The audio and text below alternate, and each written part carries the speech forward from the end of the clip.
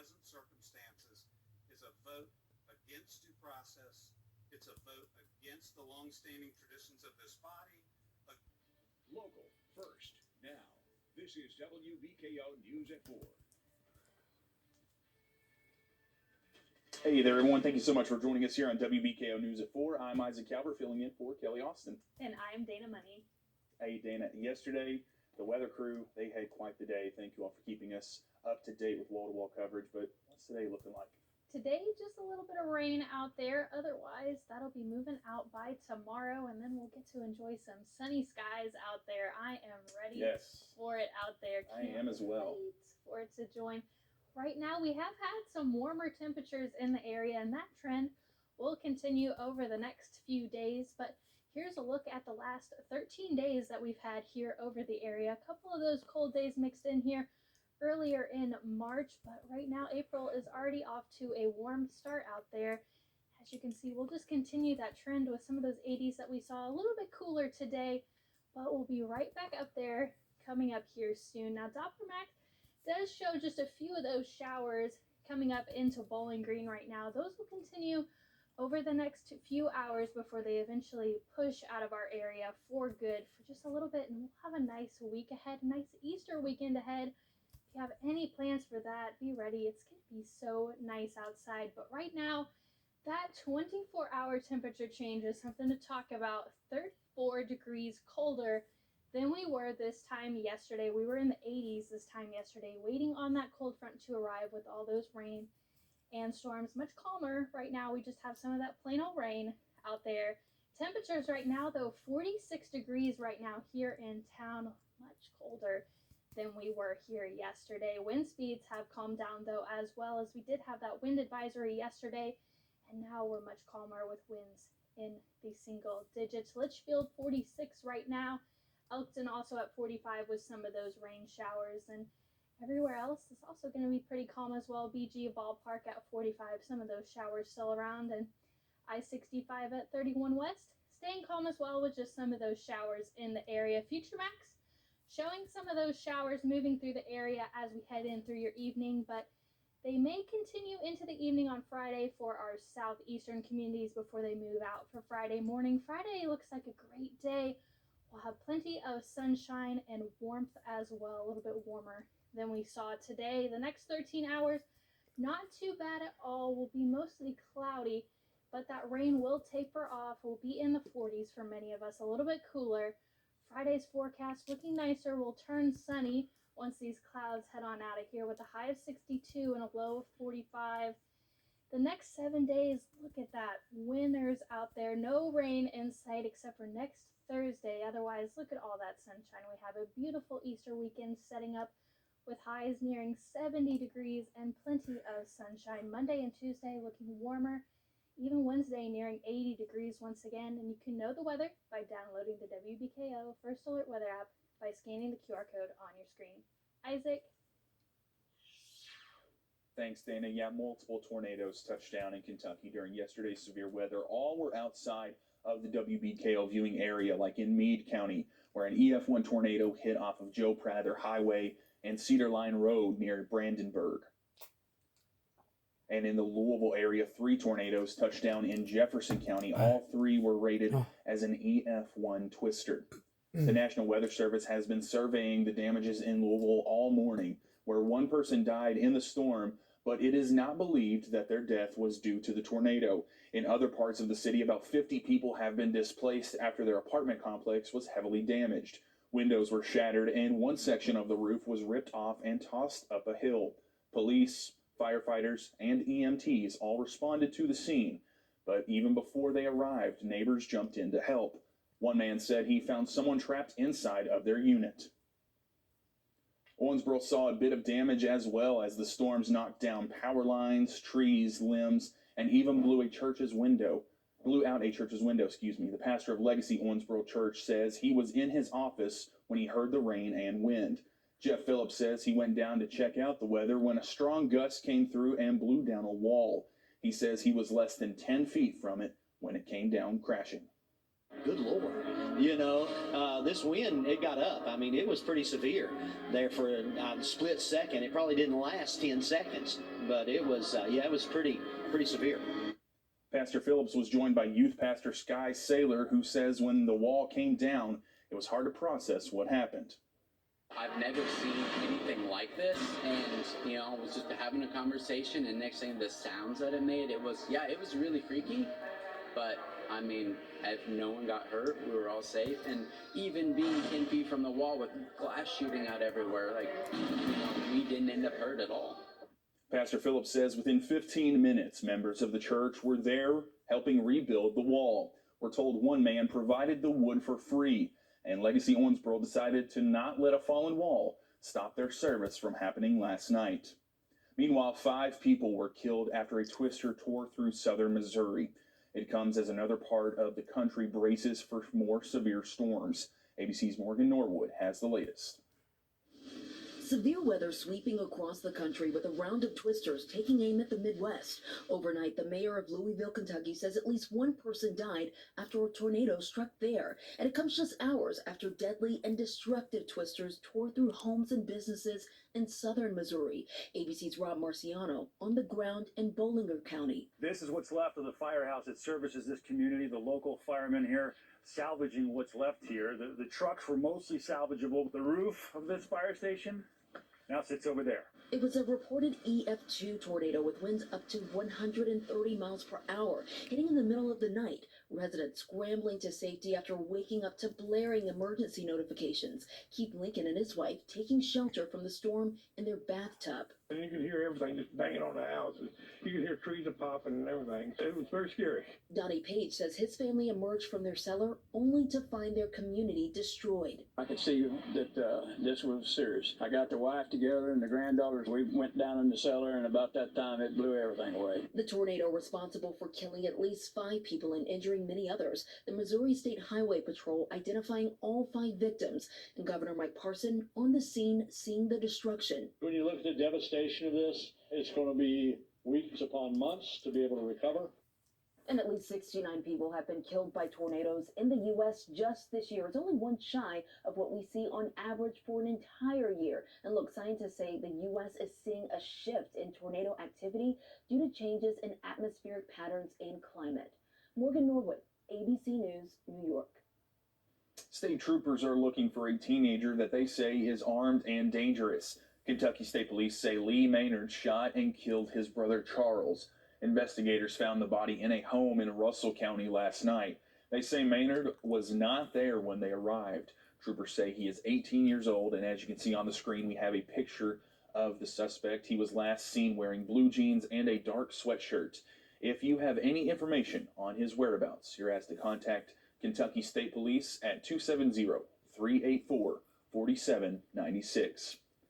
A statewide documentary set to air in a few weeks will highlight some sexual assault survivors. The documentary, titled Believe Me, Help and Hope for Sexual Assault Survivors, is 1 hour long. It will share powerful stories from Kentucky survivors. The goal is to offer hope to those with similar experiences.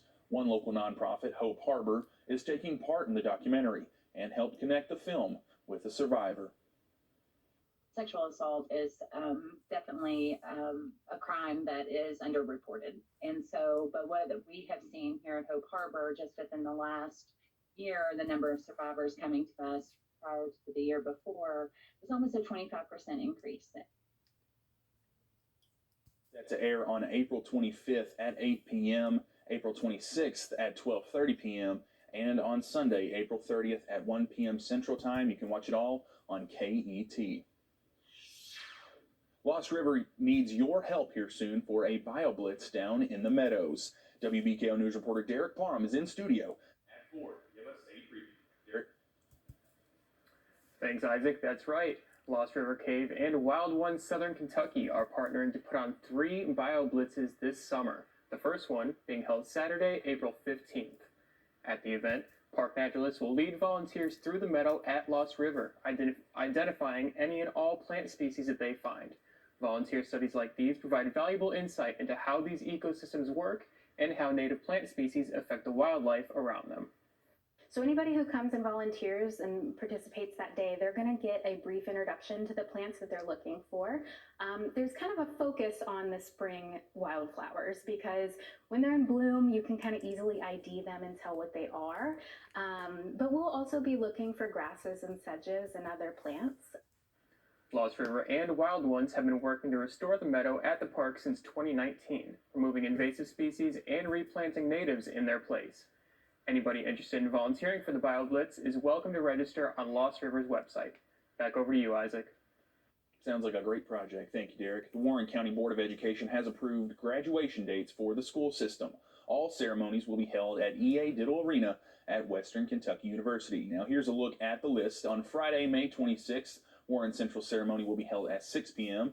And on Saturday, May 27th, you have Greenwood High at 9 a.m., South Warren at noon, Beacon Academy, Geo International, and Lighthouse Academy will be at 4 p.m. And rounding it off at 7 p.m. will be Warren East. We have posted these dates and times on our website, WBKO.com, and the free WBKO News app, which you can download on any Apple or Android device. This is WBKO News at 4. Meet Anna, a busy mom who is always looking for the best way to feed her family. My family eats a lot of fresh fruit, but with prices these days, I want to grow my own, but didn't know where to start. She found StarkRose.com, searched for fruit trees, berry plants, and garden plants that grow in her area. Ordered them online and shipped them to her door. With a 1-year survival guarantee, Anna was confident to plant. Thanks, StarkRose! You're welcome. Whose wives are they anyway? 2 men, numerous lies, equals a ton of hilarious situations. Whose wives are they anyway? April 28th, 29th, and 30th at the Plaza Theater. Who says you can't go for the umbrella if you're headed anywhere on this Thursday evening, as we do have just a few of those pesky rain showers heading out. It's a perfect afternoon for a nap, which is some of those rain showers. A wider look at this shows that these are affecting quite a large area, but they are diminishing as we head throughout the rest of the evening. Temperatures right now rather cool than what we saw yesterday. A lot of us are in the 40s. Just a few places that aren't getting as much rain right now are in the 50s. Otherwise, precipitation since midnight from this system, you can see some of us have gotten 3/4 of an inch. Some of us haven't gotten too much out of this system. Otherwise, this will be our last shot of rain for a while. As we look at the rest of the week, we'll be turning dry now and later. Right now we do have some of that rain, but by later tonight, if you have any plans, that rain will move out of here and will turn mostly cloudy and will stay cool in the 40s. But for right now, that rain will be ending. We have a beautiful Easter weekend ahead with plenty of sunshine and highs in the 70s for many of us. We do have that sunny week ahead with few chances for rain. And I'll talk more about that coming up in my full forecast.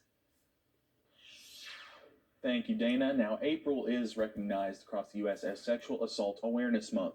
And this year is the 22nd anniversary of the Awareness Month. And joining me today is Melissa Gilpin. She is a sexual assault nurse examiner, also known as SANE. So she travels across the state speaking about sexual assault awareness and the importance of raising awareness and SANE nursing. Melissa, thank you so much for joining me here today. Thank you for having me. Yeah, no problem. Melissa, kind of tell me what the job of someone who's involved in SANE or as a sexual assault nurse examiner. Tell me about the duties and what goes into it. Sure. So a sexual assault nurse examiner in Kentucky is a registered nurse who has completed some additional training and some skills to allow for them to give a comprehensive exam for patients who've experienced rape or any other forms of sexual violence. So in Kentucky, this is a separate license or credential, and so nurses would go through a didactic course, a 40-hour didactic course, and then they would have additional clinical skills that they would have to master. Definitely. And so what kind of got you involved in being an examiner, and kind of what was one of your, not really inspirations, but one of your goals when trying to get into this role? Well, years ago, I moved to Kentucky in 2001 and began working in the emergency room and med center. And I quickly realized that we were going to have to care for rape victims. It was just something that hadn't occurred to me. It's not something that's taught in most nursing schools. It's actually not something that's taught in most medical schools. Most healthcare professionals are really not given the skill set they need to be able to handle this type of trauma. So having been in a situation where I had to care for a patient and did not feel qualified to do so, I sought that additional education, and it became a passion of mine to make sure other nurses had the tools and the skills to help the patients that came to them. Wonderful. And kind of tell me, what is Med Center doing this month to help raise awareness as a part of Sexual Assault Awareness Month? Right. So as always, Med Center is committed to providing the highest quality of care to the patients that come to our facility. So we are trying to be good community partners with folks like Hope Harbor, our local rape crisis center, and the Barron River Area Child Advocacy Center, those that serve the patients who've experienced sexual violence. So we are helping by spreading awareness, and we also are offering a course for RNs who are looking for additional education, and that course is actually going to be in July 24th through the 28th. And all of that information is on our website on medcenterhealth.org. And you can find out how to become a sexual assault nurse examiner, or my contact information is there as well, so I can help you with any questions you may have. All right, you heard her here first. Go to medcenterhealth.org. And Melissa, thank you so much for joining us here today. We'll have more news for you coming up after the break. Thanks. This stock market report is brought to you by the retirement planning specialists at Tony Walker Financial.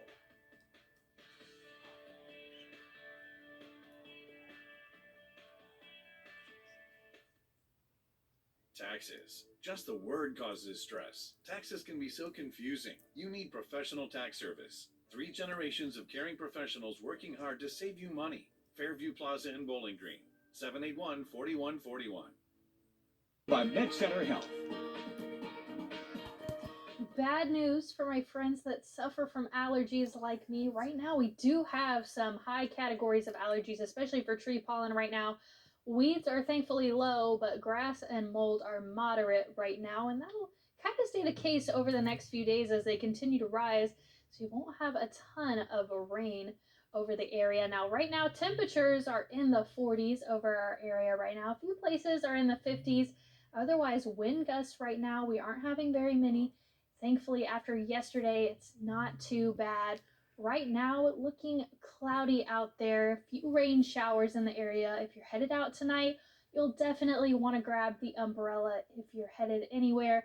Otherwise, it's 46 degrees with that north wind at 7 miles an hour, making it feel a little bit more like 42 degrees. So you'll just want either the rain jacket or something to cover up, because it might be just a little bit chilly out there. And right now we do see some of those rain showers, but they're beginning to end, especially for us here in Bowling Green, and those will begin to taper off as we head throughout the rest of the evening and into the overnight hours for many of us. So it'll be a nice evening. Now, I do have great news for some of us that do not like that cold, that 8 to 14 day temperature outlook. We will be seeing above normal temperatures, so think 70s and 80s as these next few weeks go. Much different than those cooler than normal temperatures that we saw back in March. And then that 8 to 14 day precipitation outlook, we will be just a little bit drier than normal, so something to look forward to, especially if you don't like those storms that we've had. Now for tomorrow, It'll be looking nice with that high of 62, and we'll turn mostly sunny with that low of 45. It'll be just a little bit cooler than what we've had the last couple of days, a little warmer than we had today. Now, as far as the next 7 days go, we do have a nice day for tomorrow, but look, we don't have very many chances of rain as far as the next 7 days go. Your Easter weekend looking really nice, so if you have any plans for that, you can go out, have a nice Easter egg hunt. Any plans you have outside, it is definitely a go as temperatures head into the 70s with lots of sunny skies. That'll be the case for next week as well, as temperatures near the 80s by Wednesday, with plenty of sunny skies once again, and temperatures in the evenings staying cool if you need to open the window as well. Perfect time for that. You can know the weather by downloading the WBKO First Alert Weather app by scanning the QR code on your screen. Isaac? Thank you, Dana. In much of the U.S., tick season is already starting. And this year, there's a new warning about a rise in reported cases of a disease ticks can spread. In today's Health Minute, Mandy Gaither has more on the illness and what you can do to protect yourself and your family. As the weather gets warmer, ticks get more active. There are a lot of diseases that ticks can transmit to humans and to pets. One emerging tick-borne disease is called babesiosis. It's usually caused by a parasite, said Dr. Bobby Pritt with Mayo Clinic. This parasite lives in your red blood cells and can cause quite a serious, even fatal infection. The Centers for Disease Control and Prevention say between 2011 and 2019, there was a significant rise in the number of cases reported in the U.S., primarily in the Northeast and Midwest. Severity of symptoms varies, but tends to be flu-like and can include fever, chills, sweating, loss of appetite, nausea, and fatigue. If you're immunocompromised or don't have a functioning spleen, disease can become quite serious and can even result in death. To protect yourself, practice the ABCs. A, avoid. Stay away from tall grasses and other areas in the woods where ticks are found. B, bug spray. The CDC recommends one containing DEET or picaridin among other active ingredients. And C, cover up. Clothing can protect against bites. And last but not least, when you come inside, make sure you check yourself, your children, your family members, and your pets for ticks, and remove them as soon as you find them. For Health Minute, I'm Mandy Gaither. Now, the CDC says most of the time it takes a tick 36 to 48 hours or more to transmit a disease. If you find a tick on your body, you can usually judge how long it's been there based on how engorged it is. The longer it's attached, the larger the insect may be. If you have any symptoms of tick-borne illness after you've had a tick exposure, see your healthcare provider immediately. This group is your local one-call solution. Stuart Ritchie's service group of trained technicians offers HVAC, plumbing, electrical, refrigeration, and fire protection, commercial, industrial, and residential. Stuart Ritchie is prepared to help with emergencies and necessary repairs or maintenance.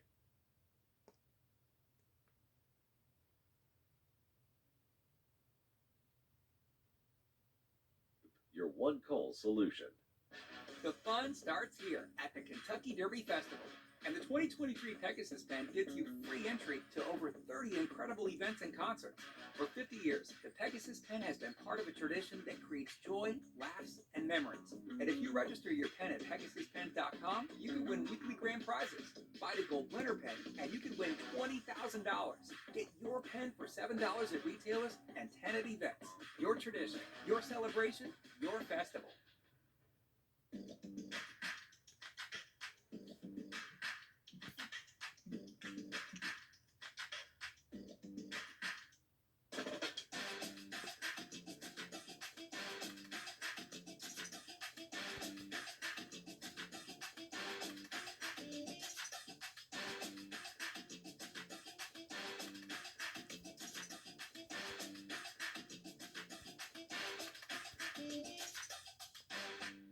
Of child abuse through prediction. It's a free tool for doctors or anyone who works with children. The app, called LCAST, asks a series of questions about the child, such as age and sex. Then a 3D diagram comes up showing areas of bruising that can be signs of abuse. From there, you can enter the child's injuries and symptoms, And at the end, the app tells you if the child's injuries are likely due to abuse or accident. Unlike other types of injury, when child abuse is missed, that child is returned to that same environment. So there's a real high likelihood they're going to be re-injured. And fortunately, some of those children end up being killed. And so this just got to me. And so I just felt like we needed to do something to help people have better evidence to diagnose abuse earlier. Now, the app does not diagnose abuse per se. It's meant to be a guide or screening tool that can help you understand your own patients or clients. Dash now. DoorDash. As we head throughout the rest of the evening, we will have some of those showers in our area, but nothing to worry about severe weather-wise. That's all behind us. Yesterday will dry out and turn cloudy as we head throughout the rest of the evening. For tonight, you can expect those cloudy skies, but 46 degrees right now with that north wind at 7 miles an hour. It does feel just a little bit cooler. Otherwise, we'll turn sunny for that Friday. Thanks, Dana. That's all the news we have for you on WBKO News at 4. We'll see you in about 30 minutes.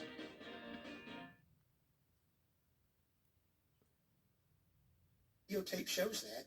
You do not dispute that, correct? Representative Johnson. I think I've answered that question. I've explained it over and over. You are beating a dead horse. What is my crime? Representative Bolso. Thank you, Mr. Speaker. And the resolution continues that after you were gavelled out of order, that you proceeded to disrupt the proceedings of the House of Representatives. That is a true statement, correct? Representative Johnson. Thank you, Mr. Speaker. No, it is not. We were in recess, and we stood up here for a few more minutes after recess